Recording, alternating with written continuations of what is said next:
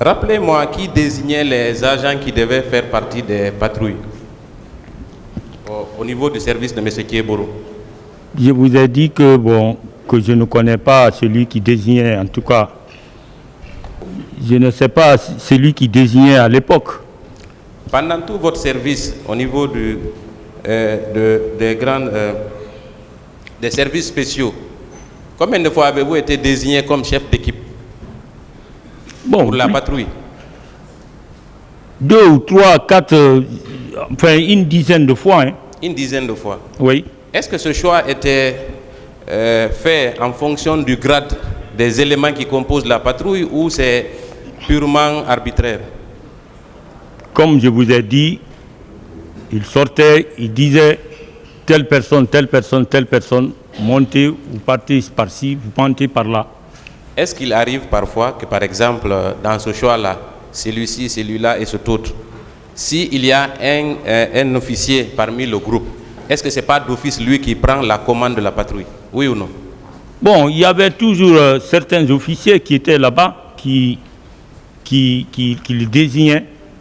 Est-ce que, pour comprendre, quand il y a un capitaine, un sergent et un caporal dans la même équipe de patrouille, est-ce que le caporal peut être désigné comme chef d'équipe?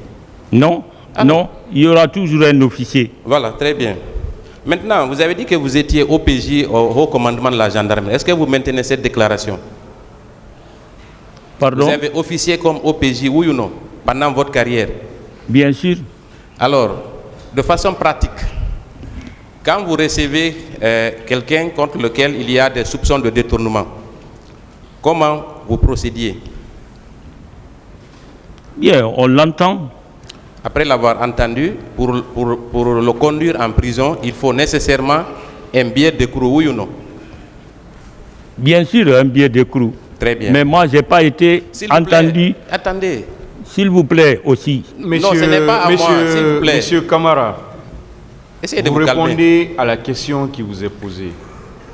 C'est pourquoi je vous dis de vous calmer. Vous paraissez trop énervé. Calmez-vous. Calmez-vous. Ce tribunal et toutes les questions qui vous sont posées ici, on est en train de rechercher la vérité. Donc, ne vous énervez. Si vous vous énervez, parce que tout ce que vous direz ici sera déjà écrit. Tout ce que vous direz. C'est pourquoi vous avez intérêt à vous calmer, à attendre les questions et de les répondre. Merci, Allez-y, Merci, Monsieur le Président. Donc, pour conduire quelqu'un dans un violon, il faut d'abord nécessairement qu'il y ait un billet d'écrou, n'est-ce pas? Après l'avoir entendu, n'est-ce pas? Bien sûr.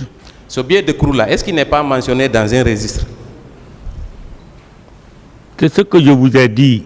Moi, je suis allé en prison. S'il vous plaît, répondez à ma question.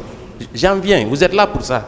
Mais je veux partir d'un constat avant de vous poser les questions. Est-ce que ce billet d'écrou est enregistré dans un registre? C'est ce qu'il veut savoir. Est-ce qu'il voudrait que je parle? Répondez à cette question. Il veut savoir, est-ce que le billet d'écrou est enregistré dans un registre? C'est ça la question, maître. Oui, quotidiennement, oui. Alors, c'est quand on enregistre ce billet d'écrou que la personne est conduite dans le violon, n'est-ce pas? Oui. Donc, après, pour sa sortie, il faut nécessairement aussi que sa sortie soit mentionnée dans le même registre pour que l'intéressé quitte le violon, oui ou non? Oui. Très bien. On va venir à votre cas. Vous avez dit que vous avez été conduit en prison à cause de d'une somme de 48 millions, n'est-ce pas? Bien sûr. Et vous avez reconnu devant le procureur que c'était suite à un détournement, oui ou non? Oui. Est-ce que cette somme-là n'avait pas été recouvrée dans le cadre d'une procédure? Non, ça n'a plus été recouvré, hein, parce que on m'a mis en prison. Posez simplement la question, maître. La somme qui vous a été remise par M. Kieboro, est-ce que ce n'est pas dans le cadre du recouvrement d'une créance de quelqu'un qui s'est plaint dans vos services? Non, il ne m'a pas dit ça. Très bien. Quoi qu'il en soit, vous reconnaissez avoir détourné cette somme, n'est-ce pas? Bien sûr. Voilà, très bien. Quand vous êtes allé au PM3, vous avez dit ici que vous avez été enregistré à la rentrée. C'est-à-dire qu'on a mentionné votre nom pour acter la date à laquelle vous êtes arrivé au PM3, n'est-ce pas? Oui, on m'a mis en prison ce jour-là. Très bien. Donc, logiquement, à votre sortie, il est obligatoire que mention soit faite dans le registre pour indiquer que vous n'êtes plus dans les locaux du PM3, oui ou non? Moi, je n'ai pas été de ce genre. Très bien. Je dis le 5 nuit, Gabriel, Tamba C'est Gabriel. bon, hein? D'autres questions? Voilà. Donc, ce qui est peut-être certain dans votre cas, c'est que vous êtes arrivé au PM3 le 6 août, n'est-ce pas? Non, le 3 août, je dis. Le 3 août. Vous êtes arrivé, ça, c'est peut-être vrai. Mais aujourd'hui, en tout cas jusqu'à la minute à laquelle je parle, il n'y a aucune preuve que vous êtes resté au PM3 jusqu'au 6 novembre. Ou bien il y a une preuve? Moi, j'ai une preuve parce qu'il y a des témoins par-ci, par-là que je viens de citer leur nom. Est-ce que ces témoins-là confirmeront que vous êtes Ils resté? peuvent confirmer parce qu'ils S'il vous sont plaît, tous là. attendez que je finisse. S'il vous plaît. Est-ce que ces témoins-là confirmeront que vous étiez en prison du 3 août au 6 novembre? Ils peuvent le dire. Très bien. Je vais venir à la nuit à laquelle on vous a fait appel. Vous avez dit que pour votre libération, M. Tamba Gabriel est venu vous chercher au PM3, n'est-ce pas? Oui, la nuit. À quelle heure? La nuit entre 20h et 21h. Vous habitez dans quel quartier? À l'époque, j'étais à Gbessia, À Gbessia. chez mon père. Et il vous a conduit où pour rencontrer le colonel Tchebourou? C'est au camp. Au camp où? Camp Alpha Yaya. Au camp Alpha Yaya Diallo. Donc c'est Oui. là où vous avez fait votre entretien avec le colonel Tchebourou, n'est-ce Oui, pas? je lui ai trouvé là-bas dans son bureau. Et vous avez réglé, selon vous, à l'amiable, et l'affaire a été clôturée, n'est-ce pas? Bien sûr. Alors pourquoi, vous qui habitez à Gbessia, du camp Alpha Yaya Diallo à Gbessia, est-ce que ce n'est pas plus proche de votre domicile que de retourner au PM3? Vous pensez que c'est logique?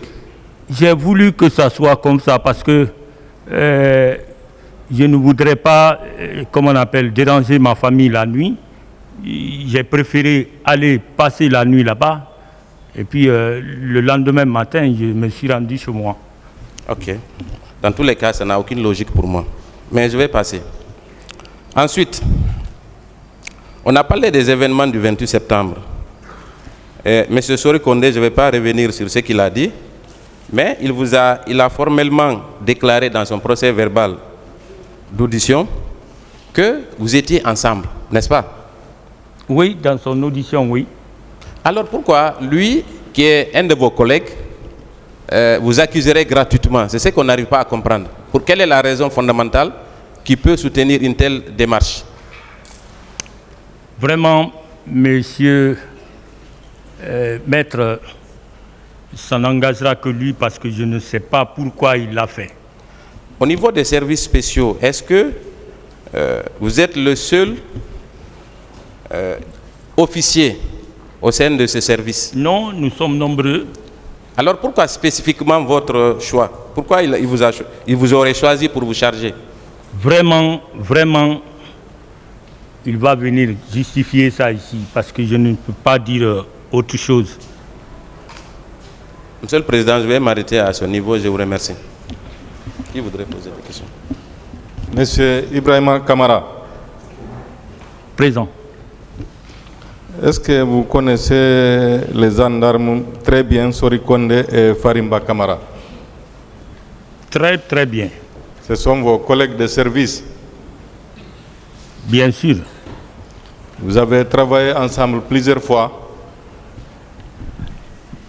Pas plusieurs fois, mais aux services spéciaux. Vous avez eu à faire des patrouilles ensemble. Suri Kondé, non. Même, comment on appelle, Faimba Kamara.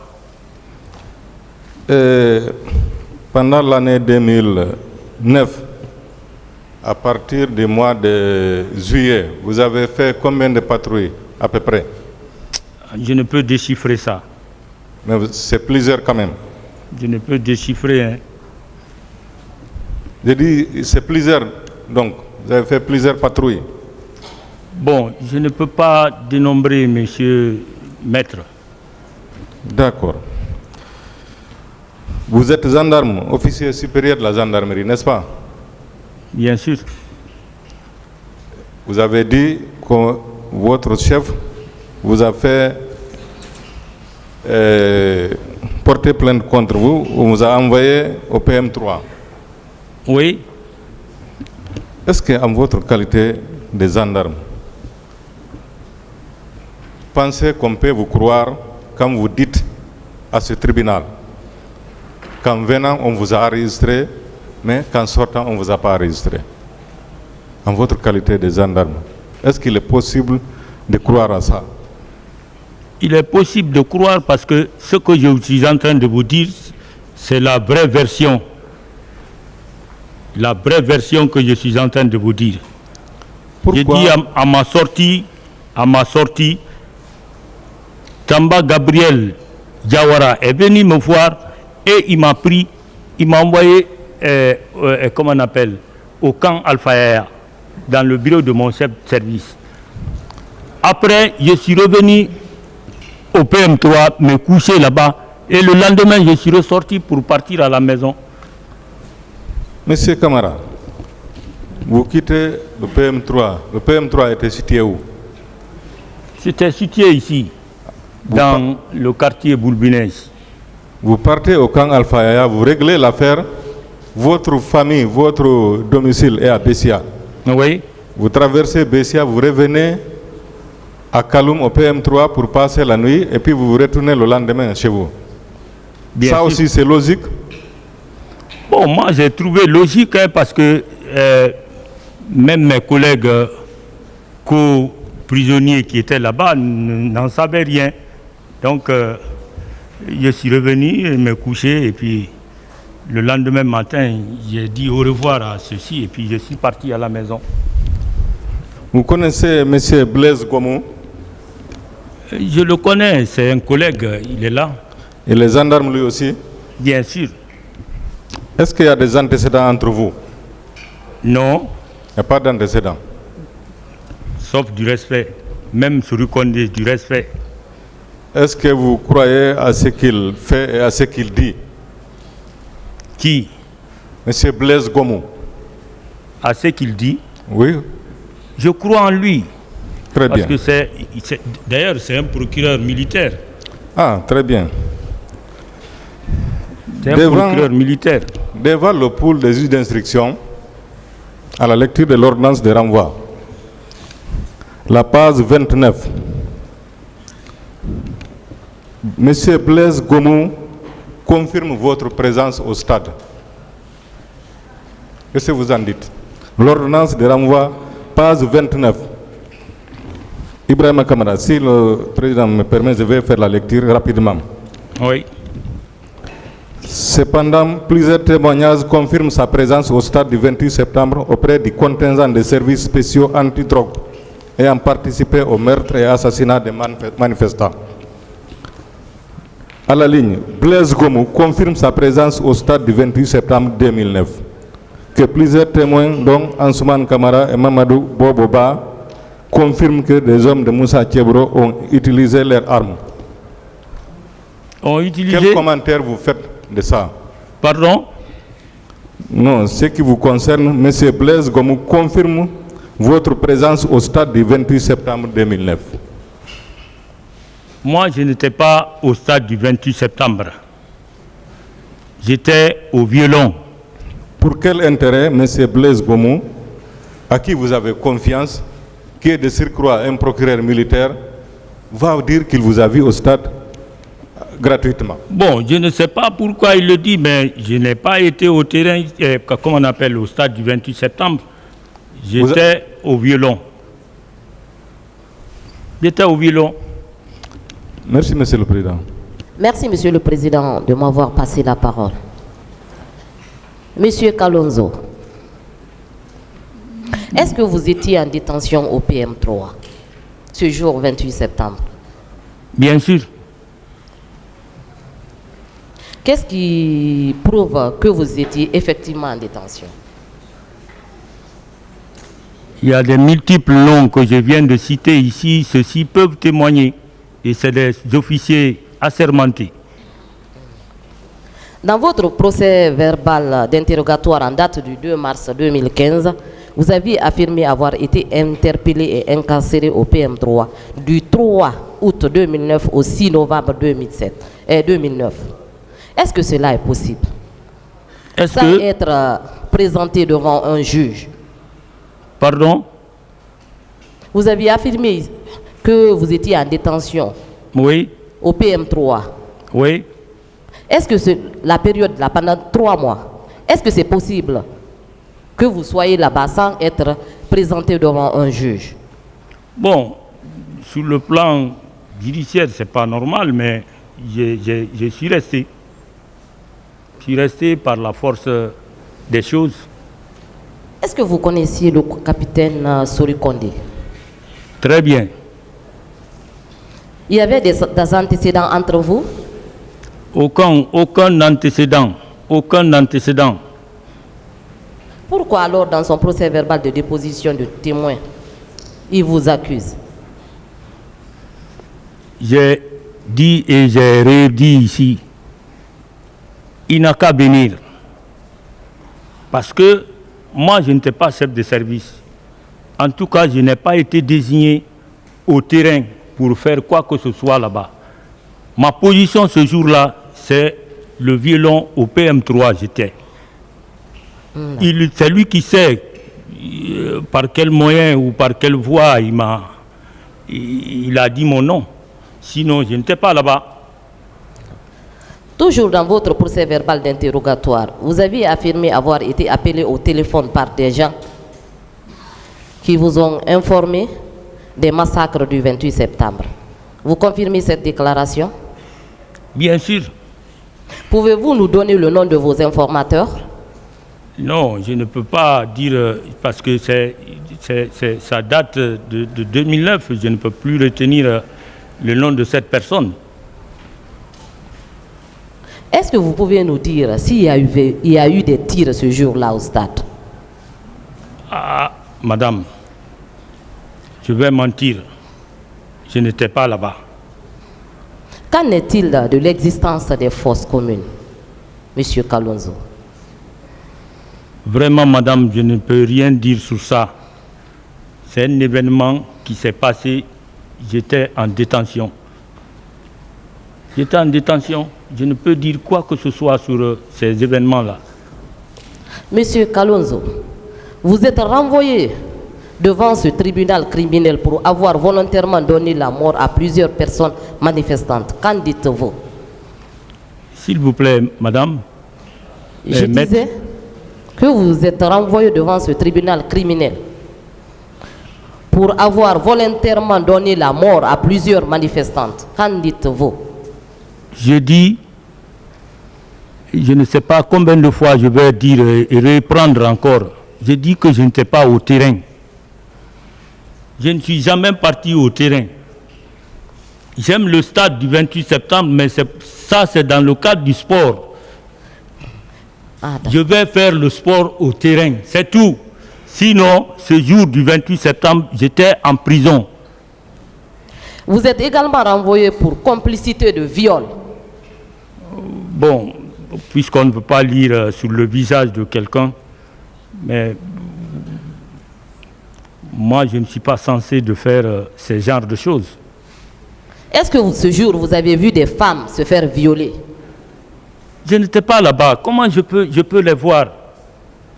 Je n'étais pas là-bas. J'étais ici, à Bolobinet. Le stade, c'est au moins à une dizaine de kilomètres. Peut-être 5 à 6 kilomètres de là où nous sommes. Je ne peux pas dire quoi que ce soit par rapport à ça, madame. Dans le procès verbal de colonel Blaise Gomo, en date du 2 mars 2015, il est dit ceci. Il y avait 2 à 3 patrouilles dont j'étais le chef de l'une d'elles. Dans ma pick-up, nous étions 6 éléments. 4 élèves gendarmes dont j'ai oublié les noms. Le chauffeur moto de l'antidrogue, décédé par suite de maladie, et moi-même. Il poursuit. Sori Kondé et Fahimba Kamara. Sori Kondé affirmait que c'est le lieutenant-colonel Kalonzo qui était notre chef d'équipe, dont j'étais le chef de l'une d'elles. Il poursuit. Dans ma pick-up, nous étions 6 éléments. C'est Blaise Gomou qui parle toujours. 4 élèves gendarmes dont j'ai oublié les noms. Le chauffeur moto de l'antidrogue décédé par suite de maladie et moi-même. Sori Kondé, Fahimba Kamara étaient dans l'autre pick-up. Dans votre procès, vous avez été dénoncé par Sori Kondé. Il Bien poursuit. sûr. C'est lui qui m'a dénoncé. Oui. Donc ça veut dire que Sori Kondé était sur les lieux parce qu'il a été dénoncé par M. Blaise Gomou. Si lui aussi, à son tour, affirme qu'effectivement vous étiez sur les lieux, qu'en dites-vous? J'ai dit que ce sont des allégations mensongères. Moi, je n'ai jamais été au terrain. J'étais au PM3. PM3. Je ne suis jamais parti au terrain ce jour-là. Ce jour-là, je n'ai jamais été au terrain. Monsieur Kamara, quel est votre sentiment par rapport aux événements du 28 septembre? Bon, c'est un événement tragique. C'est vraiment regrettable. Vraiment. Qu'est-ce que vous aviez fait ce jour, 28 septembre 2009, pour sauver le pouvoir de capitaine Moussa Dadis Kamara qui était dans la rue? Personnellement, qu'est-ce que vous aviez fait? Comment je peux le faire étant détenu? Comment? Vous ne posez pas de questions, vous répondez. Bon, je n'ai pu rien faire parce que j'étais en prison. Merci, Monsieur le Président. Monsieur Kamara, vous dites que vous étiez illégalement détenu au PM3, c'est ça?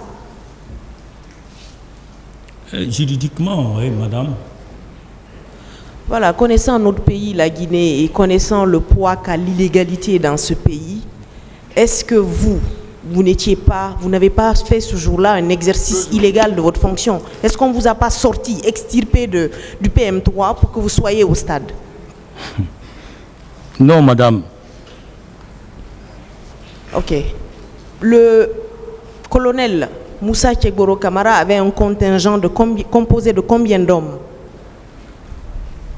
J'ai répondu à cette question, j'ai dit que je ne peux déchiffrer ça. Vous n'avez pas de réponse à la question? Je ne peux dire quoi que ce soit sur le nombre de personnes qu'il avait sous son commandement. Donc, vous maintenez que vous étiez illégalement détenu?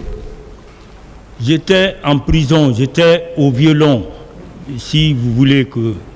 Oui, mais c'était une détention extrajudiciaire. Vous êtes officier de police judiciaire, monsieur. J'étais au violon, madame. Pensez-vous que les hommes du colonel Moussa Tchegboro Kamara ont été capables d'aller au stade et de commettre toutes les atrocités qui ont été commises au stade, vu que vous-même vous étiez illégalement arrêté? Donc l'illégalité étant une pratique de votre supérieur hiérarchique, est-il possible que vos hommes, ou en tout cas les hommes qui composaient l'unité du colonel, aient pu commettre des atrocités? Madame, je n'ai pas compris votre question. Monsieur, ma question, elle est simple. Ok, donc... vous avez été séquestré, à mon avis. Moi, je suis avocat militant des droits de l'homme. Pour moi, votre arrestation, elle est arbitraire. Vous étiez séquestré. C'est une arrestation extrajudiciaire. Pendant des mois, par quelqu'un qui est censé être votre supérieur hiérarchique et aussi qui est aussi OPJ de formation.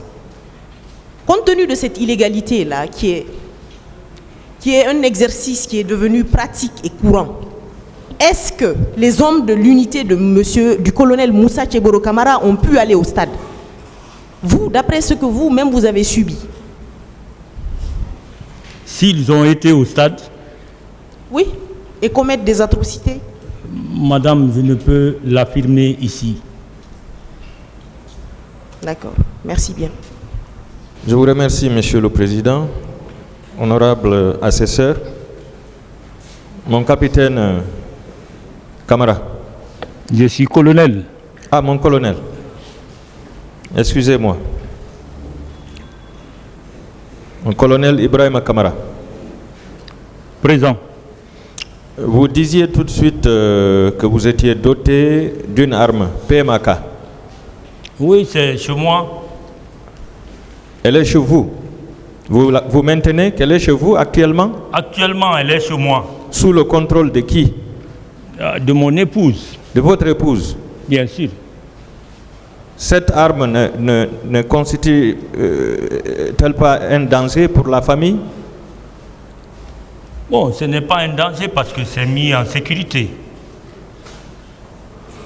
D'accord. Vous avez dit que vous avez fait 3 mois au violon. 3 jours. 3 jours? 3 mois, 3 jours. 3 mois, 3 jours au violon. Oui, maître. Et vous avez rappelé que toutes les personnes interpellées par votre service ne faisaient pas plus de 48 heures. Bien sûr. Pourquoi vous avez accepté de faire 3 mois, 3 jours? Bon, c'est le vouloir du commandement. Vous reconnaissez que cette détention était arbitraire? Bon, puisque j'avais commis quelque chose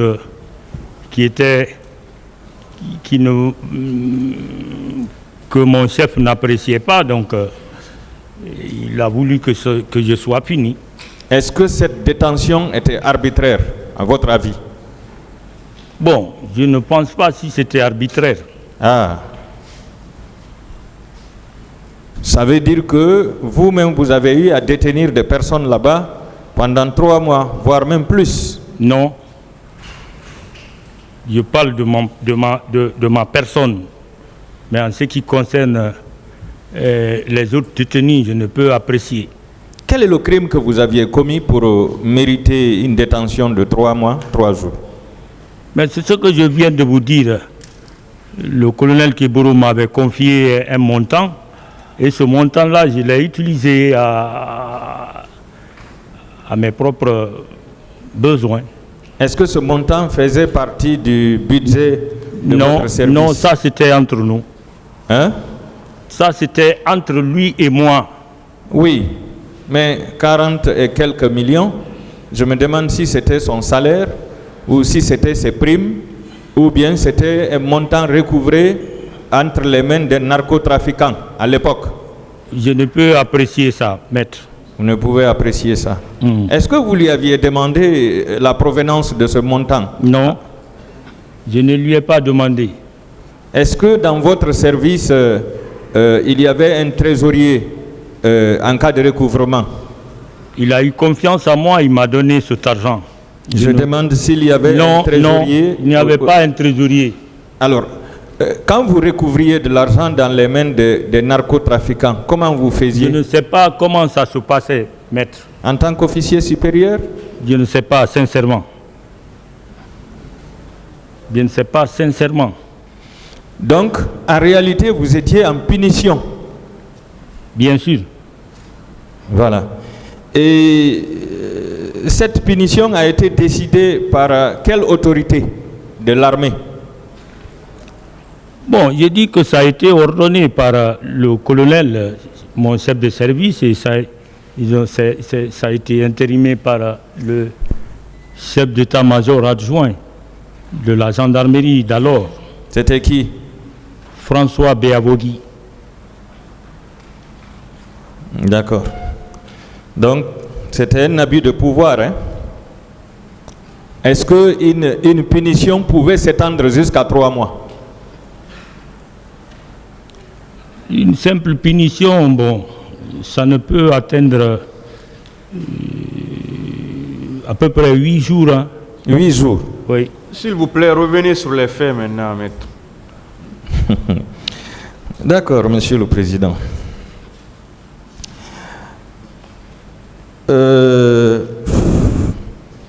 Le 28 septembre, où était votre collègue Sori Kondé? Vraiment, je ne peux pas dire quelque chose par rapport à sa position ce jour-là. Parce que moi, j'étais au violon au PM3. Et selon vous, pourquoi ce dernier n'a pas été renvoyé devant ce tribunal, puisque lui, au moins, il reconnaît s'être rendu au stade? Ah, maître, moi, je ne peux rien dire par rapport à ça. C'est votre spécialité. Mon colonel. Oui. Est-ce qu'on vous a obligé le 28 septembre d'aller au stade pour mettre fin à votre punition? Non. Non. Non et non. Ce n'était pas un arrangement pour aller au stade? Non, monsieur maître, non. D'accord. Vous avez dit dans votre procès verbal d'interrogatoire que vous prenez comme témoin le haut commandement de la gendarmerie, le colonel Baouri, le colonel Gabriel Tamba Diawara et le lieutenant-colonel Edouard Bangoura. Oui. Que ces derniers pouvaient témoigner que le 28 septembre 2009, vous étiez en garde à vue. J'ai même oublié le colonel Edouard Bangoura. Il me rendait régulièrement visite au PM3. Donc, c'est un collègue aussi avec lequel j'ai fait la Chine pour mon cours la sécurité d'État. D'accord. Vous étiez en garde à vue ou bien quelle était votre situation en réalité? Puisque là, vous dites que vous étiez en punition. Est-ce que vous étiez dans la même cale que ceux qui étaient en garde à vue? Bon, là-bas, il y avait un hangar. C'est un hangar donc, dans lequel chacun de nous s'y trouvait ou se couchait. Donc en réalité, vous n'étiez pas en garde à vue. Vous étiez en plein air. Non, j'ai dit c'est un hangar. Comme, bon, ici c'est un peu plus grand, mais c'est pareil, ce bâtiment pareil. Hein. Est-ce que de là où vous étiez, vous pouviez entendre les balles à partir du stade, militairement? Non. Peut-être RPG, par exemple. Le crépitement des balles, est-ce que vous pouviez entendre? Non, on ne peut entendre ça là-bas. Vous avez dit tout de suite que vous aviez fait le Libéria et que là-bas, vous n'avez tiré sur personne. Bien sûr. Vous étiez là-bas dans quel cadre? Dans le cadre de l'ECOMOG. 3e contingent. 3e contingent. J'étais simple margie. Oui. 5 ans de service, on m'a pris, on m'a amené là-bas. Oui. Oui. Vous n'aviez pas combattu les rebelles? Bien sûr, 3e contingent, tout le monde connaît. Voilà. En combattant les rebelles, vous n'avez pas fait usage de votre arme? Bien sûr, j'ai tiré. Voilà. Est-ce que c'est sur quelqu'un? Oui. Mais vous n'avez pas tiré sur les animaux quand même. Maître. Vous avez tiré sur les rebelles. S'il vous plaît, mon colonel. Répondez à la question. Je suis avec vous. Maître. Oui. Au front, ce n'est pas, si vous voulez, du tu à toi. C'est-à-dire, vous voyez votre ennemi devant vous. Vous tirez dans le vide. Là où les balles viennent sur vous, vous tirez dans ce sens. Mais dans le but que ces balles-là atteignent quelqu'un quand même, l'ennemi. Absolument. Ces questions doivent aboutir à quoi, maître? Non, c'est parce que, monsieur le Président... Maître, calmez-vous, s'il vous plaît. Vous n'êtes pas le tribunal, calmez-vous. Monsieur le Président, le colonel avait dit qu'il a fait le Libéria et là-bas il n'a tiré sur personne. Ce n'est pas en Guinée qu'il pouvait tirer sur quelqu'un. Donc c'est pourquoi je suis revenu sur cette question. Donc s'il confirme qu'effectivement il a effectué des tirs au Libéria pour atteindre les ennemis, c'est-à-dire les rebelles, ça veut dire qu'il est capable de tirer en République de Guinée. Posez des questions qui sont en rapport avec les faits. Vous voulez que l'événement du 28 septembre 2009, s'il vous plaît. Allez-y, mon colonel. Posez d'autres questions, maître. Oui, il était en train de répondre. Il a monsieur. fini de répondre. Posez d'autres questions. Vous l'avez interrompu. Je vous remercie, monsieur le président. Posez d'autres questions, voilà, si vous en avez. Merci, monsieur le président. Honorable assesseur. Monsieur Camara, Président Maître, est-ce que vous sortiez souvent en patrouille? moi je ne suis jamais sorti en patrouille. Vous n'êtes jamais sorti en patrouille? Non. Je crois avoir entendu ici que vous aviez été au moins 10 fois chef d'équipe de patrouille. Je n'ai pas dit chef d'équipe, mais appartenu à une équipe. Quelle équipe? Pour quel but? Bon, pour des missions, si nous informe l'existence d'un narco quelque part, on s'y rend et puis on l'arrête, on l'interpelle et puis on le fait venir, c'est tout. Quel type de mission vous aviez à l'époque? Mais c'est ce que je viens de vous dire. Si nous avons des informations sur des narcos, sur des groupes de bandits quelque part, notre chef nous informe et puis il nous interpelle d'aller sur les lieux. On va, on interpelle la personne et puis on le fait venir. En termes militaires, comment on appelle ce type de mission? Bon, c'est des missions d'interpellation. D'accord. Alors, c'est quoi une mission de patrouille? Qu'est-ce que ça veut dire? J'ai dit c'est des missions d'interpellation. La patrouille, c'est autre chose. Oui, c'est ce que je demande justement. La patrouille, qu'est-ce que ça veut dire? La patrouille, c'est une manière de veiller, n'est-ce pas, à la quiétude sociale de la population. En quoi faisant? Bien, en observant les lieux, s'il n'y a pas d'anomalie, et puis s'il y a des anomalies, on intervient. D'accord. Et quand vous sortiez en patrouille, ou en tout cas, quand vos éléments sortaient en patrouille, est-ce qu'ils sortaient avec des armes? Je n'ai vu personne sortir en armes. Est-ce normal que vous sortiez en patrouille sans armes? C'est normal des fois parce que une arme, c'est une menace devant la population. Mais vous sortiez en patrouille pourquoi? Dans quel but? Mais c'est ce que je suis en train de dire, c'est pour surveiller, n'est-ce pas, la quiétude sociale. Mais si vous sortez en patrouille et que vous trouvez qu'il y a des bandits, comment est-ce que vous, sans armes, vous pouvez procéder à leur interpellation ou à leur arrestation? Notre propre tenue peut influencer, la présence de la tenue peut influencer. Comment vous interpelliez certains éléments de Toumba? Pardon?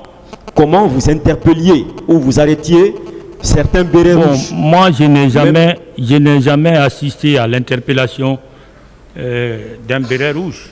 Je ne parle pas de vous exactement. Votre service. Vous étiez quand même un capitaine, un officier supérieur. J'ignore ça, maître. Pardon? J'ai dit, j'ignore ça. Je ne peux pas expliquer comment l'interpellation se faisait. D'accord. Mais vous maintenez que vous étiez sorti au moins 10 fois, en tout cas une dizaine de fois, pour aller interpeller des narcos ou d'autres personnes. Est-ce que vous partiez toujours avec votre dotation? J'ai dit non, maître. À quoi devait servir votre arme? Pardon? À quoi devrait servir votre arme, vous gendarme, votre dotation? Devrait servir. Votre arme? C'est nous sécuriser et sécuriser la population. Mais vous partez vers cette population, cherchez à sécuriser cette population sans cette arme? qui devrait servir à les sécuriser. Les consignes en sortant sont formelles. Personne en armes. Donc vos armes devraient rester à la maison, c'est ça? Pas à la maison, mais dans les unités. Dans les unités. Bien sûr. Et à quelle occasion vous sortiez avec les armes? Pourquoi? Pour à quelle occasion? Oui, vous devriez sortir avec des armes. Maître, je ne peux rien vous dire par rapport à ça. Monsieur Camara, la dotation d'un gendarme en armes doit servir à quoi? À lui protéger, hein? Deuxièmement, protéger la population. Comment protéger la population? Comment on protège la population? Oui, avec une arme. Pas avec une arme. J'ai dit une arme, c'est une menace. D'accord. Donc on maintient que les patrouilles que vous effectuiez ou votre service effectuait, c'était sans arme. Sans arme, sans arme. Sans arme. Il y a des preuves. Pardon? Il y a des preuves. Contraire. Maître, il y a des preuves. En tout cas, moi, à ma présence, je ne suis pas sorti avec mon arme. D'accord. Le colonel Tchegoro, votre camarade de promotion, c'est bien cela? Il n'est pas mon camarade de promotion, mais... Vous aviez suivi une formation ensemble en Chine. Voilà.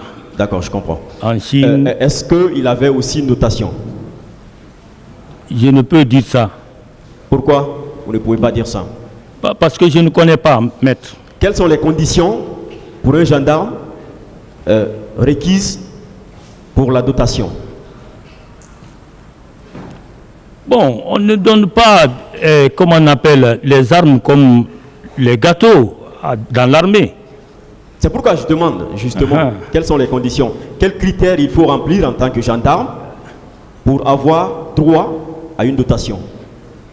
Bon, il faut que tu sois, n'est-ce pas, un gendarme dans un premier temps, faire, comment on appelle, ton instruction sur le tir, connaître le danger de l'arme, démonter, remonter, et à l'issue de toutes ces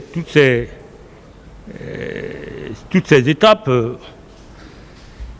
peut-être on peut vous donner.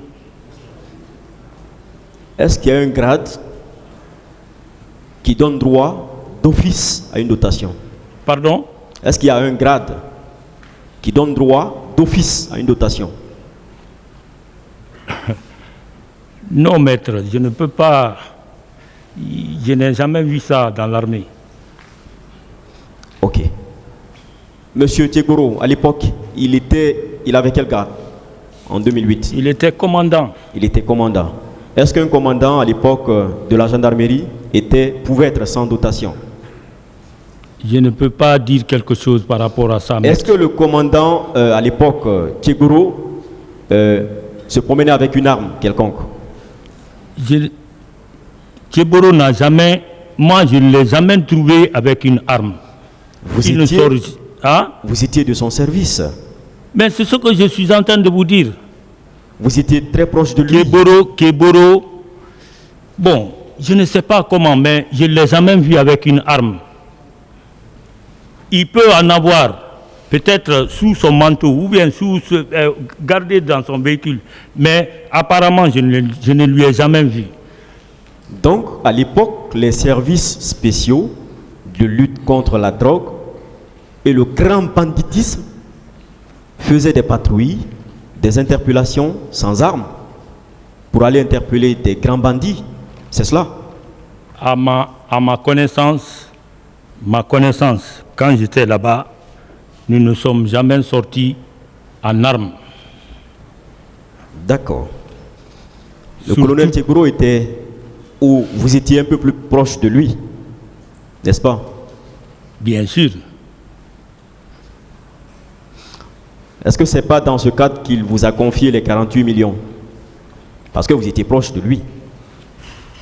Il avait confiance en moi et puis Dès qu'il y a eu prise de pouvoir, C'est curieux quand même que vous qui étiez très proche de lui, ne saviez pas qu'il avait une dotation, qu'il avait une arme quelconque, que les gens sortaient sans armes. Et vous ne trouvez pas ça curieux? je ne peux rien dire par rapport à ça, maître. Est-ce que vous nous cachez quelque chose? Pourquoi? Je suis un officier assermenté, je ne peux pas D'accord. Les 48 millions mentir. qu'il vous a confiés, c'était à quel titre il vous les a confiés? Ah, parce que je suis son ami, je suis deuxièmement, on est camarades de promotion. Et où est-ce qu'il avait pris cet argent? Je ne sais pas. Vous n'avez pas demandé non plus?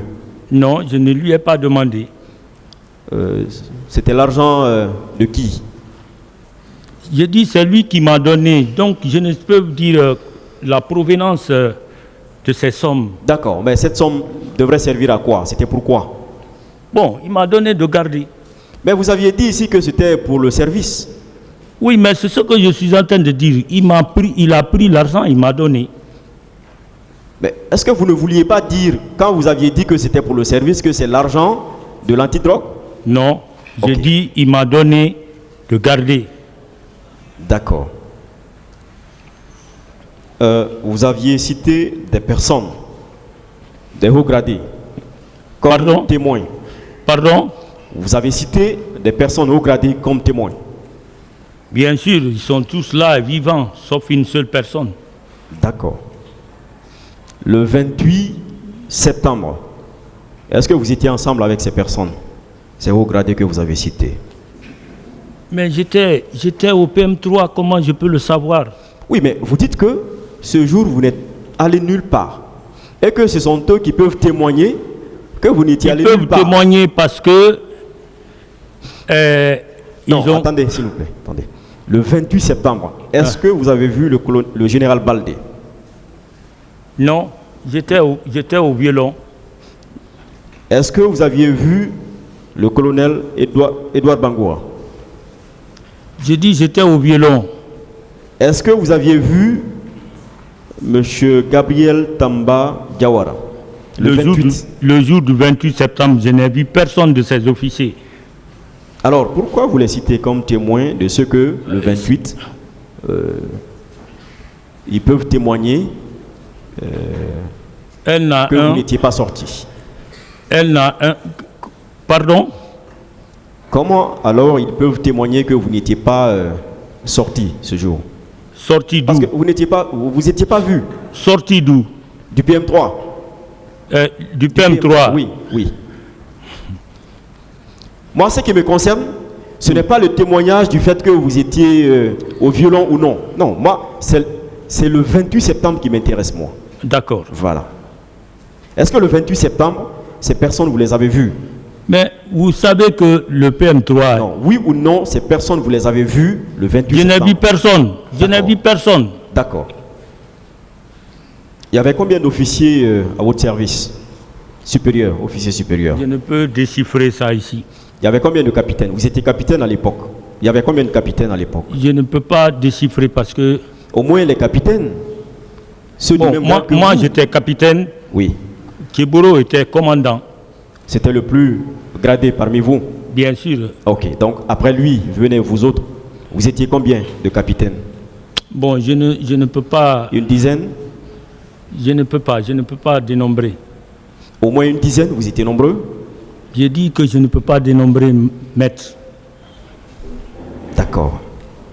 Sori Kondé, il avait quel grade à l'époque?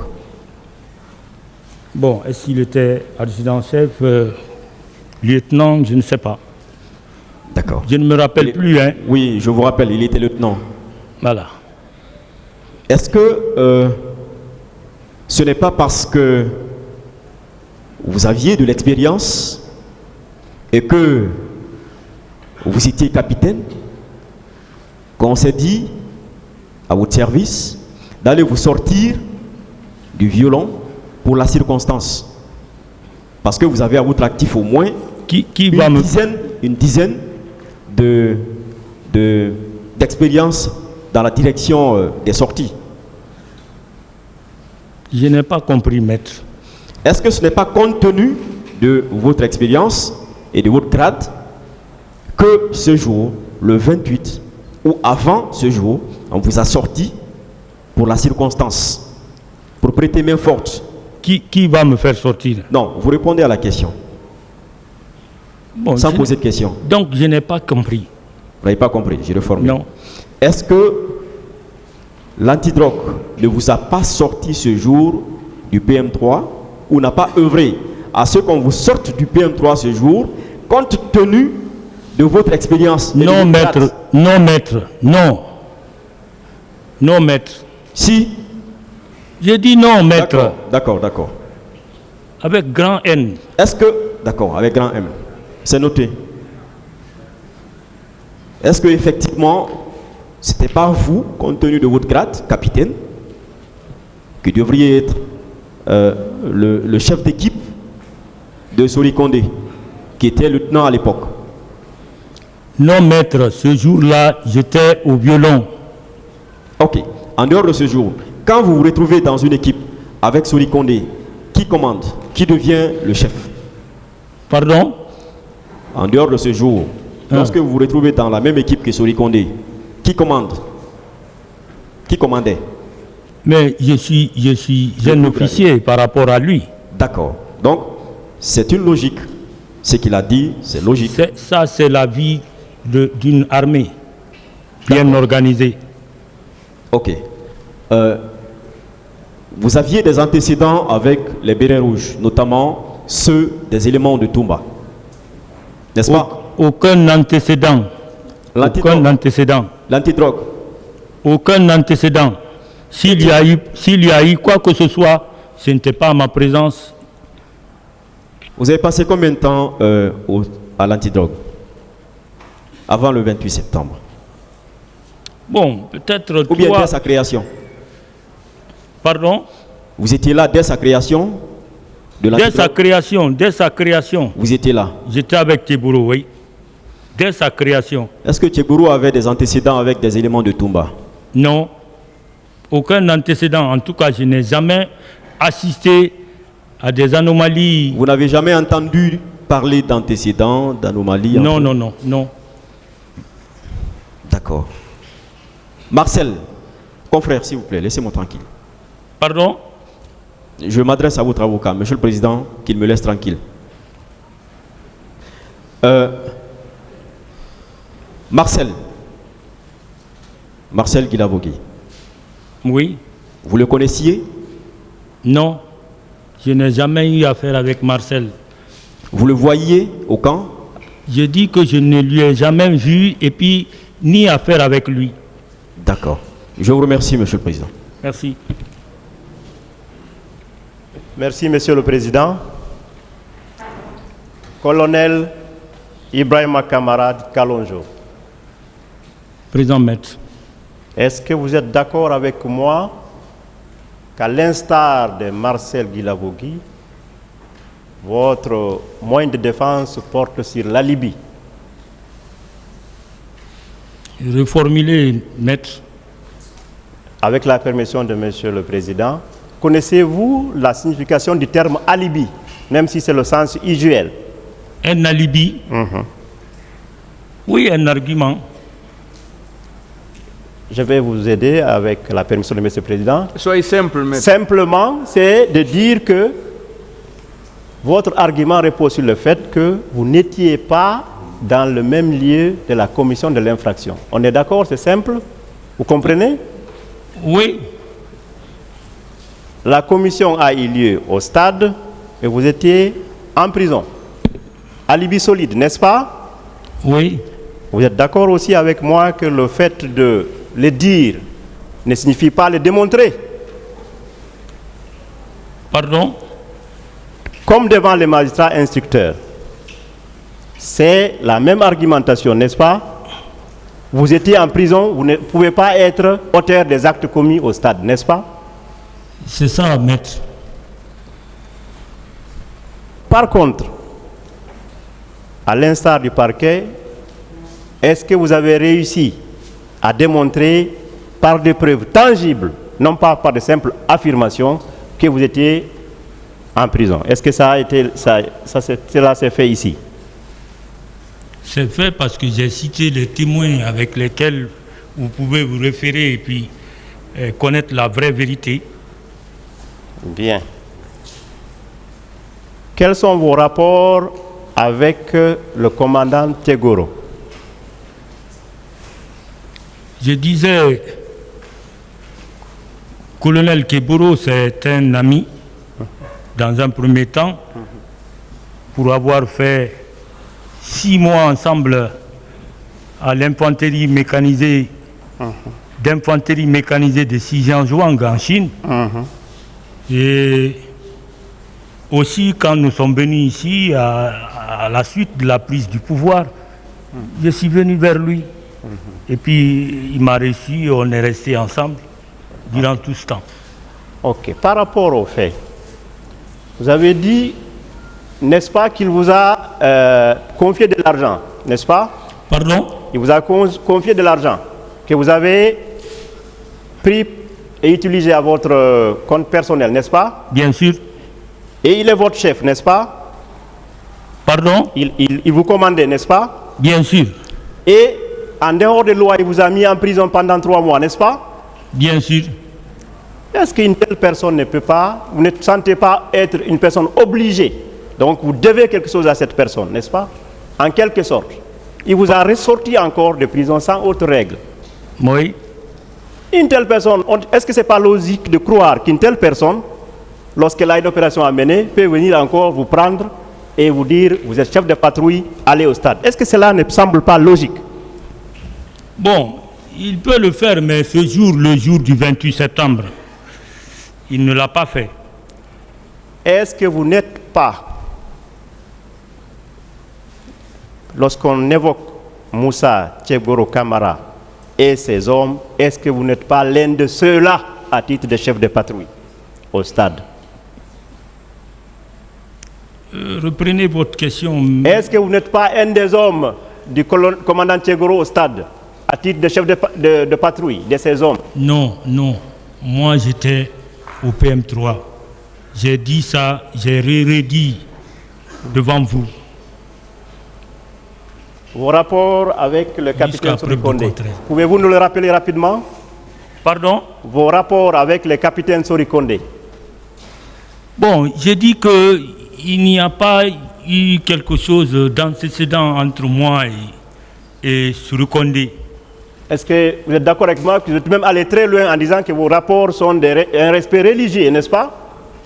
Pardon? Vous avez un respect religieux mutuel entre vous. Religieux. Et qu'entendez-vous par là? Pardon? Qu'entendez-vous par cette expression? Religieux. Le respect mutuel, religieux. Bon, du respect entre officiers et subordonnés, c'est tout. Est-ce qu'une personne avec qui vous avez ce commerce religieux-là peut vous en vouloir au point de vous attraire devant un tribunal pour des faits d'assassinat? Est-ce que cela est logique? S'il l'a fait, je lui pardonne ici, mais ça n'engagera que lui. C'est lui qui connaît pourquoi il l'a fait. Pourquoi il l'a fait. Avant même le pardon, vous êtes quand même d'accord avec moi que cela ne paraît pas logique? Bon, sur le plan raisonnable, je ne pense pas si quelqu'un d'autre peut faire ça à son prochain. Mon colonel. Oui. Que savez-vous des actes préparatoires des massacres en lien avec les recrues de Kalea? Maître, je ne peux le savoir parce que j'étais au PM3. J'y suis resté pendant 3 mois, 3 jours. D'accord. Je ne connais rien, absolument rien des événements du 28 septembre. Rien. Puisqu'on est ici à la recherche de la vérité, vous pouvez quand même dire à cet auguste tribunal ce que vous savez de ces recrues, puisque dans votre PV, vous en faites allusion. Vous dites tout le monde connaît l'existence de ces recrues. n'est-ce pas? L'existence de quoi? De ces recrues de Kalea. Vous avez fait mention dans votre PV d'interrogatoire ici, en disant que vous connaissez leur existence, n'est-ce pas? Kalea, c'est un camp qui appartient à la gendarmerie. Je vous le signale dans un premier temps. Donc, je sais que il y avait un camp qui s'appelait Kalea. Mais dire que les hommes sont là-bas en préparatif pour quoi que ce soit, ça, je ne peux rien dire par rapport à ça. Ok. Quel a été votre rôle au niveau des tortures dans les prisons, notamment les halls de commandant Tegoro? Quel a été votre rôle dans ces actes de torture et autres actes de traitement cruel? Je ne peux avoir de rôle là-bas. Comment je peux avoir un rôle étant au violon? Est-il possible? C'est quand même tout de même plausible, quelqu'un qui vous prend et vous met en prison pendant 3 mois sans observer de règles, on peut quand même comprendre que une telle personne peut avoir par devers lui des halls privés dans ses bureaux. Je n'ai pas compris votre question. On peut quand même estimer que le commandant Tegoro pourrait avoir entretenu des halls au niveau de ses services. Vous étant un de ces hommes, vous devez être au courant de cela. Non. Kiburu ne torture pas. En tout cas, il n'a pas fait devant moi. Sur la base de quel argument vous pouvez affirmer cela? Pardon? Quelqu'un qui vous envoie pendant 3 mois, 3 jours, permettez-moi, est-ce que ce n'est pas une forme de torture? Comment pouvez-vous affirmer qu'il ne torture pas? Donc, on peut estimer que vous êtes un de ces hommes. Je suis un de ces hommes, mais je dis bien que je n'ai jamais vu torture faite par le colonel Keboro. Je n'ai jamais assisté à ça. Je ne peux supporter. Quand on arrête quelqu'un, c'est, n'est-ce pas, la procédure normale qu'il suit et puis on l'envoie devant vous. C'est tout. Alors, comment pourrez-vous expliquer de tout l'entourage du commandant Tegoro, vous êtes l'un des rares à être devant ce tribunal pour ces faits-là, tout en ayant cet alibi solide? Les faits de meurtre, d'assassinat et de vol de numéraires, etc., etc. Comment cela peut-il se faire? Maître, moi je ne peux pas faire ce genre de choses. Je ne peux pas faire ce genre de choses.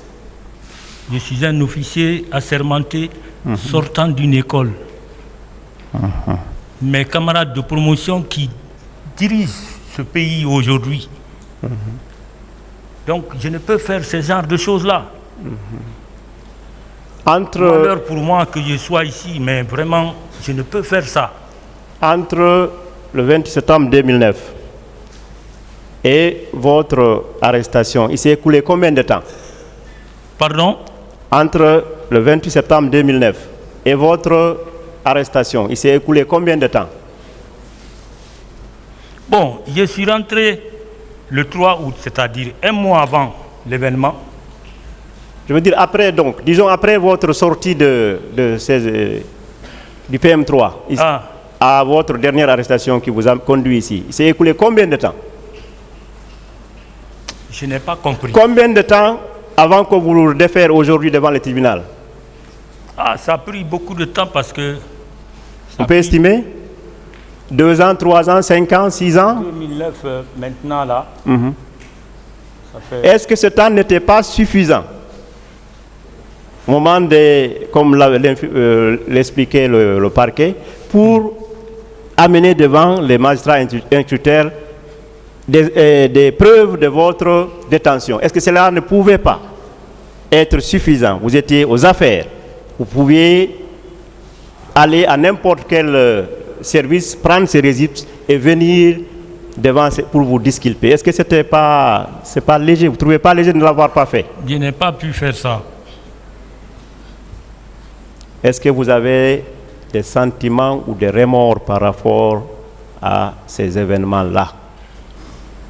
Je dis ici que bon, c'est un événement qui s'est déroulé vraiment indépendamment, moi, en ce qui me concerne, de ma volonté, parce que je ne peux supporter, n'est-ce pas, la torture, assassinat, viol, tout ça là, c'est des infractions qui sont, n'est-ce pas, devant la loi, une peine. Donc je ne peux supporter. Colonel Ibrahima Kamara Kalonjo, je vous remercie. Merci, Monsieur le Président. Merci, Maître. Merci, Monsieur le Président. Honorables assesseurs, Colonel Ibrahima Kamara Di Kalonzo. Présent, Maître. Vous avez affirmé à la barre ici qu'à cause de 48 millions, commandant Tchegboro vous a mis dans les violons pendant 3 mois et 3 jours, n'est-ce pas? Oui, Maître. Bien. Ce montant appartenait à qui? J'ai dit c'est lui qui m'a donné, je ne sais pas. Il vous a remis ça pourquoi? De garder.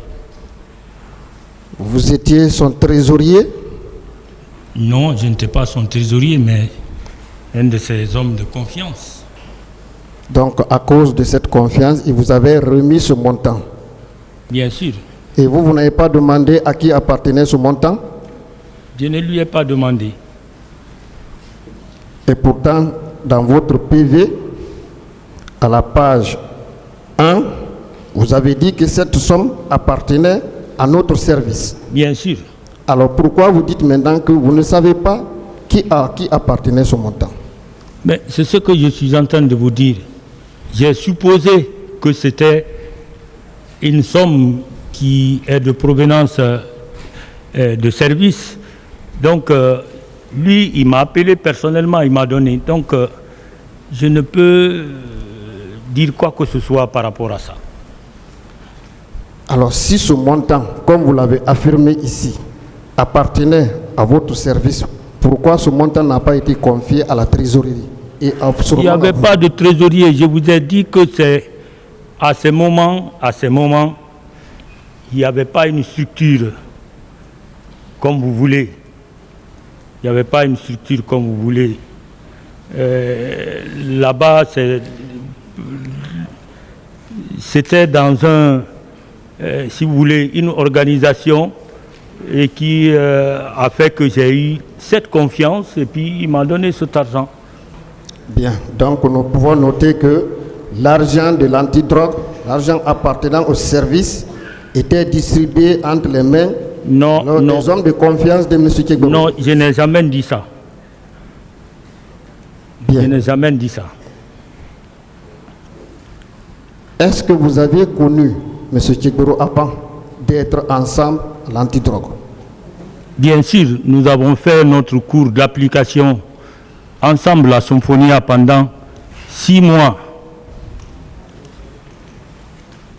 Bien. Et voilà que c'est lui qui vous met au violon à cause de ce montant pendant 3 mois. Qu'en dites-vous? Bien. C'est un chef, je ne sais pas ce qui lui a animé à faire ça. Revenez sur les faits maintenant, maître. Oui, je m'en vais vers les faits, Monsieur le Président. Alors, est-ce que vous connaissiez aussi Souri Kondé avant que vous ne vous trouviez à l'antidrogue? Bien, puisqu'ils étaient derrière nous, bon, je ne peux pas, il n'y avait pas un lien fort entre moi et lui avant qu'on ne se trouve au PM3, pardon, au service spéciaux. Je ne le connaissais pas tellement.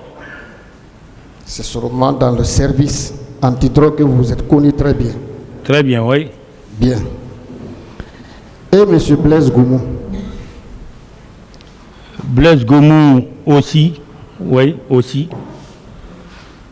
Bien. Aussi la même chose. Ok. Alors, est-ce que vous ne trouvez pas curieux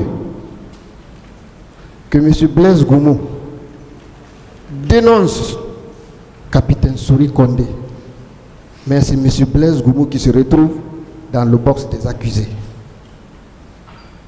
M. Sori Kondé vous dénonce, vous. M. Sori Kondé n'est pas dans le box des accusés, mais c'est vous qui êtes là. Vous ne trouvez pas cela curieux? Je trouve curieux, monsieur maître, je le trouve curieux parce que je ne peux pas donner aucune explication par rapport à ça. Comment je me suis retrouvé ici, je ne sais pas. Il faut se dire la vérité. C'est un seul jour, j'étais au haut commandement comme commandant des opérations au haut commandement de la gendarmerie. J'ai vu, comment on appelle, une convocation m'appelant par les poules de juges. Je suis venu ici. D'abord, je suis allé montrer la convocation au général Baldé. Il m'a dit, bon, va, il faut être serein, expliquer ce que tu connais. C'est quand je suis venu ici, je crois que c'est quelque part ici, où se trouvait même le bureau des juges de poule. Ils m'ont posé la question de savoir ce que je connais du 28 septembre. Je les ai expliqués. Au finish, ils me disent, est-ce que vous connaissez Sori Kondé? J'ai dit, oui, je le connais très bien. Il dit que vous étiez avec lui au terrain. J'ai dit, c'est des allégations mensongères. Moi, je ne le connais pas. Et je ne suis jamais parti au terrain. Lui-même, il sait, lorsqu'il venait déposer les gens au PM3, il m'a vu là-bas. On se voyait. C'est bon, hein? D'autres questions, mais... Donc, je ne connais pas. Est-ce qu'il y a eu confrontation entre vous? Jusqu'à présent, c'est pourquoi je veux qu'il soit là. Parce que celui qui m'a mis en prison, lui, il est là. Qui vous a mis en prison? Colonel Triboro, il est là. Bien. Alors, capitaine Sori Kondé a quelle influence pour que lui, il soit dénoncé dans les événements du 28 septembre et que lui ne soit pas dans le box des accusés? Mais celui-là que ce dernier indexe être avec lui au stade, ce dernier également se retrouve dans le box des accusés. Quelle influence lui, il a? Vraiment, maître, je ne sais pas. Vraiment, je ne sais pas. Je ne peux donner aucune explication par rapport à ça. Je me suis retrouvé ici de façon involontaire. Je ne sais pas pourquoi il a dit que j'étais avec lui. D'autres questions? Bien. Alors, est-ce que ce n'est pas à cause des actes que vous avez posés ce jour au stade du 28 septembre et à l'alentour que vous et M. Blaise Goumou vous vous retrouviez ici? Moi, je ne suis pas allé au terrain. J'étais au violon. J'ai dit ça, j'ai repris, j'ai dit, j'ai redit. J'étais au violon. Quand vous êtes allé au violon, sous la plainte de M. Tegoro, vous aviez trouvé qui dans le même violon? J'ai trouvé dans le même violon le commandant Kader du bataillon autonome des troupes aéroportées. J'ai passé tout mon séjour là-bas avec lui. Et un certain M. Diallo de la société Monsmar, je disais, c'est lui qui me passait même les romans SAS. Donc je passais tout mon temps à lire ça quand j'étais au violon. Ceux-là aussi avaient fait 3 mois comme vous, ou bien vous les avez laissés là-bas? Bien, à un moment donné, M. Diallo, lui, il a été déféré à la maison centrale. Bon, Kader, lui, je l'ai laissé là-bas. Bien. À ce jour, si vous veniez à sortir ici sans être condamné, qu'entendez-vous faire contre M. Souri et Condé qui vous accuse et qui vous met dedans? Je lui laisse avec sa conscience, maître. Parce que, comme on appelle, il y a le tribunal intérieur aussi que lui détient. Ça va lui faire des remords. C'est tout ce que je peux dire. Bien. Vous voyez, vous vous retrouvez en présence de deux preuves. Pardon? J'ai dit, vous vous retrouvez en présence de deux preuves. La preuve concernant votre incarcération dans le violon du PM3 consiste en un billet d'écrou qui a été enregistré. On est d'accord?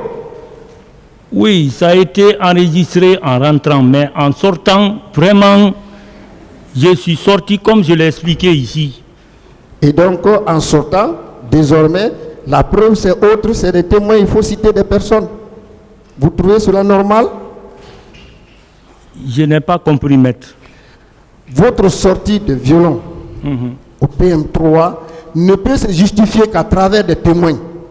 Alors qu'à votre entrée, il y a eu un billet d'écrou et il y a eu un enregistrement. Vous ne trouvez pas cela un peu anormal? Bon, maître, ça, ce n'est pas normal. Le témoignage peut se faire par de multiples formes. Je vous remercie, Monsieur le Président. Merci, maître. Merci, Monsieur le Président, de m'avoir donné la parole. Mon colonel Ibrahima Kalonzo, Ibrahima Kamaradi Kalonzo.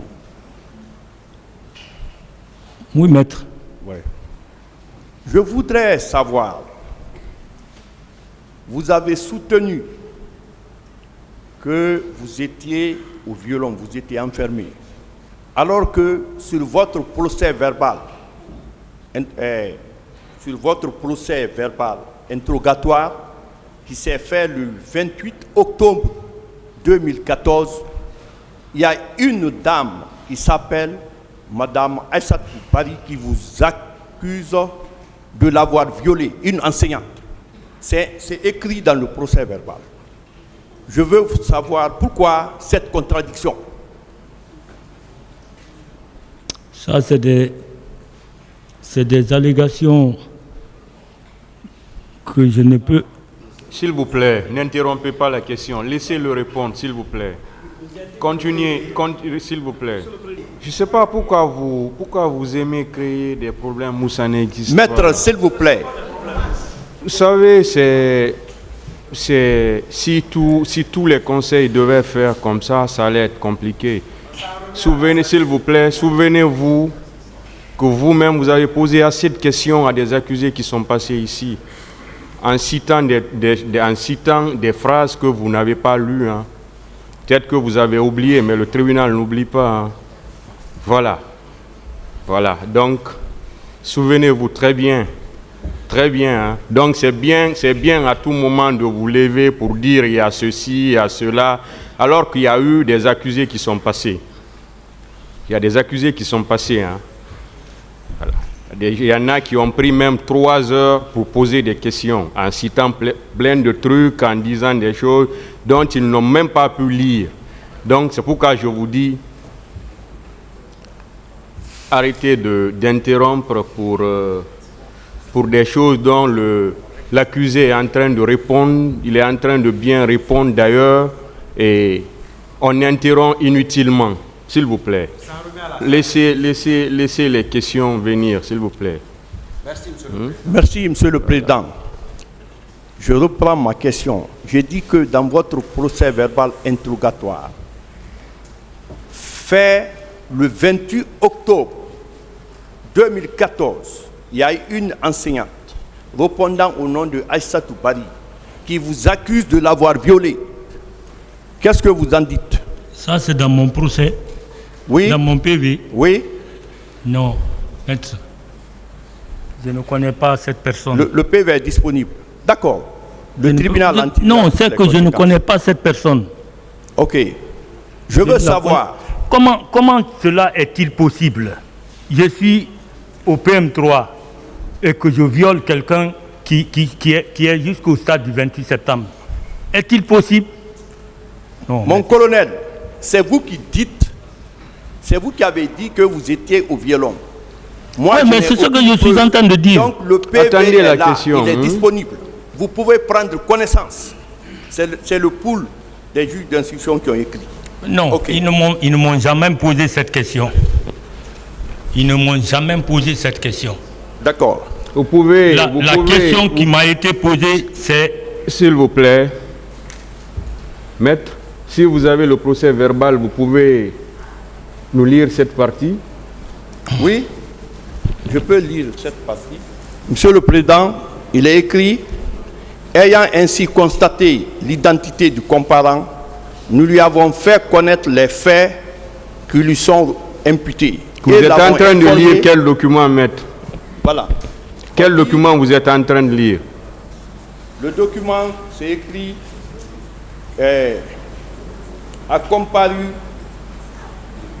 L'intitulé du document, maître. L'intitulé du document, procès verbal de première comparution.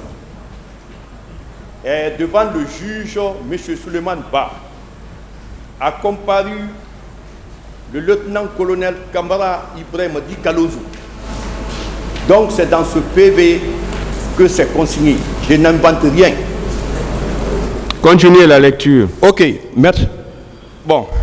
Ayant la lecture ainsi constaté l'identité du comparant, nous lui avons fait connaître les faits qui lui sont imputés et n'avons informé qu'il est au terme du réquisitoire de M. le procureur général près la cour d'appel, en date du 8 février 2010, inculpé des faits prévus et punis par l'article 321 du Code pénal,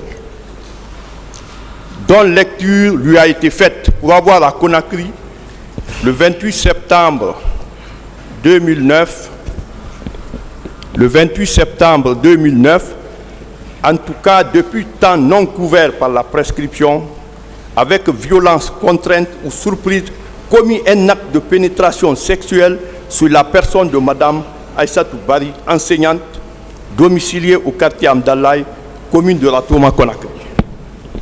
Après, l'inculpé a signé. Donc, Monsieur le Président, c'est par rapport à ce PV de première comparution. Ce sont les juges d'instruction qui vous avaient demandé cela. C'est ce qu'ils viennent de faire lecture. C'est ça. Posez une autre question, maître. Ce n'est pas vous qui l'avez dit. Vous avez compris? Pardon, maître. La lecture dont il vient de faire, ce sont les juges d'instruction qui vous avaient demandé cela. Qui m'ont demandé? Oui. Et ça ne venait pas de vous. Non. Voilà. Ça ne venait pas de moi. C'est une précision que je suis en train de vous faire. Ça ne venait pas de moi. Posez la question, maître. D'ailleurs, merci, Monsieur le Président. C'est bon, hein, c'est pas une question. Je dis c'est une précision que je suis en train de vous faire. Merci, Monsieur le Président. Monsieur Kalonzo, Monsieur Ibrahim Kamara Di Kalonzo, je veux savoir l'effectif des services spéciaux chargés de l'antidrogue et de la criminalité. Quel est l'effectif de votre unité? Je reprends encore, je dis que je ne peux dénombrer, n'est-ce pas, le nombre de personnel là-bas. Donc vous ne connaissez pas l'effectif? Non. Ok. Je veux savoir quelle fonction vous avez exercée au niveau de ce secrétariat d'État. J'étais simple agent. Vous étiez simple agent? Oui. Mon colonel, vous avez dit que vous étiez enfermé du 3 août... Enfermé où? Laissez-le finir. Voilà. Du 3 août au 6 novembre 2009. Et que vous n'avez pas été au stade. Je veux savoir la liberté qu'on vous avait accordée après le 28 septembre. Vous n'avez pas été au camp Alpha Yaya? La nuit du 5. La nuit du 5. Vous avez été au camp Alpha Yaya? J'ai dit la nuit du 5, comment on appelle, le colonel Tamba Gabriel Yawara est venu me prendre et on s'est rendu au camp Alpha Yaya Diallo. Maintenant, au camp, est-ce que vous avez vu des femmes? Je n'ai vu aucune femme là-bas. Vous n'avez vu aucune femme? J'ai dit, je suis sorti un mois après l'événement. Je n'ai vu personne là-bas. Maintenant, je veux savoir. Oui. Vous, Kalonzo, qui est renvoyé devant le tribunal criminel, est-ce que vous êtes renvoyé ici par hasard? Bon, moi je peux dire ça par hasard parce que seuls les juges peuvent signifier, parce que c'est qu'on me reproche, en tout cas à mon fort intérieur, je n'ai rien fait. Monsieur Kalonzo, je n'ai rien fait. Monsieur Kalonzo, oui. Quel est votre rapport avec les recrues qui étaient à Kalea? Parce que vous êtes gendarme. Je ne peux avoir aucun rapport parce que j'étais en prison. Vous étiez en prison? J'étais en prison. Est-ce que vous êtes prêt à produire l'acte fait par le commandant du PM3 pour dire que du 3 août au 6 novembre 2009, vous étiez en prison, l'acte? Parce qu'on ne met pas quelqu'un en prison dans la bouche. Il y a toujours un acte. Vous avez toutes les possibilités, le tribunal. Toutes les possibilités. Vous pouvez les mettre en demeure de vous produire ces trucs si ils en ont. Est-ce que vous connaissez le chef d'état-major François Biavogui, chef d'état-major adjoint? Il a été mon chef. Quel était votre rapport avant le 28 septembre 2009? Un bon rapport. Il a été ordonné par un ministre. Un bon rapport. Maintenant, est-ce que quand vous faisiez les patrouilles, vous faites ça la nuit ou bien le matin? Moi, je ne suis jamais sorti la nuit. Et pourtant, les gens parlent de vous que quand vous faites les patrouilles, surtout au temps des narcotrafiquants, quand vous faites des arrestations, on s'accapare aussi des biens des inculpés. Est-ce que c'est de votre nature? Non, maître. Je n'ai jamais vu un membre de services spéciaux, y compris son chef. Aucun d'eux n'a pu faire ce genre de choses-là. Maintenant, à votre entendement, tout ce qui s'est passé le 28 septembre, qui est responsable? Selon vous, selon votre analyse des faits, qui est responsable?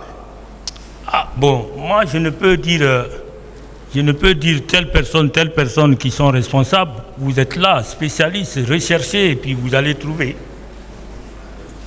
D'accord. Je veux savoir, est-ce que après le 28 septembre 2009, quand vous êtes sorti de la prison, est-ce qu'on ne vous a pas donné des instructions par rapport aux manifestants, n'est-ce pas, pour les arrêter et les envoyer au camp Al-Fayar? J'ai dit d'ailleurs, moi je ne suis jamais revenu à l'antidrogue parce que je me suis retourné directement au haut commandement. Donc après la prison, vous avez été muté? Non, je ne suis plus parti là-bas. Donc, quand vous êtes sorti de la prison, vous avez bénéficié d'une affectation? Bien sûr. Bien sûr. Maintenant, je veux savoir, quand vous êtes venu à l'état-major de la gendarmerie, c'était quel mois? Quel? Le mois et l'année. 2009 ou 2010? Bon, c'est après 2000, après que le général Sekouba est devenu président de la transition. Hein. D'accord. Quand on vous a affecté là-bas, quelle fonction occupiez-vous? Je n'étais nulle part à ce temps, sauf après. Un jour, un lundi, je quittais chez moi. Arrivé, j'ai vu le général Baldé sur le polygone. Il était avec son adjoint. Je me suis précipité pour aller lui rendre des honneurs. Et dès que je suis arrivé vers lui, je l'ai salué. Il a dit à son adjoint, le général Ousmane Kamara, OC, il dit de me nommer commandant des opérations au haut commandement de la gendarmerie. En même temps, il m'a désigné pour faire un stage au Sénégal, où je me suis rendu. Ok. Je veux savoir quelles sont les informations que vous avez entendues après votre sortie de prison par rapport aux événements du 28 septembre 2009. Les informations? Les informations, parce que vous faites partie de l'équipe, même si vous n'avez pas assisté, mais vous allez entendre des informations à travers vos collègues. Bon, je n'ai, sincèrement, maître, je ne m'intéressais pas aux informations liées à cet événement. Sincèrement. Ok. Merci, Monsieur le Président, de m'avoir donné la parole.